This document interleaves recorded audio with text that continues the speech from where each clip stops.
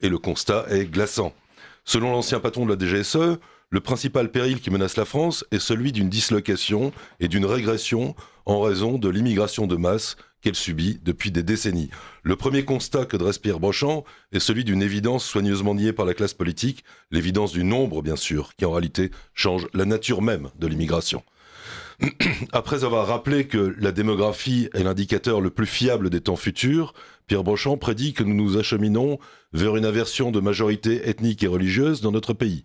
Si les dynamiques migratoires et démographiques ne s'inversent pas, nous nous dirigeons donc vers une France à majorité africaine et musulmane bien avant la fin de ce siècle. Autrement dit, Pierre Brochand rejoint ici le constat de l'écrivain Renaud Camus, le grand remplacement n'est pas un mythe, n'est pas une théorie du complot, il est un processus en cours de réalisation sous nos yeux.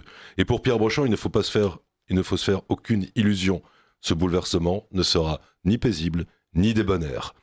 Pour imaginer l'avenir que ce processus nous réserve, il invite d'ailleurs les Français à observer tout simplement les quartiers où ce processus est déjà accompli, les fameux territoires perdus de la République, car ils sont, dit-il, la vitrine de ce qui nous attend. Et de préciser, on retrouve dans ces quartiers les réminiscences des pays de départ, dont aucun n'est démocratique, développé et égalitaire, incivisme, xénophobie, intolérance, banditisme, omerta, consanguinité, corruption, clientélisme, etc. Voilà l'avenir que nous réserve l'immigration de masse si nous n'y mettons pas un terme.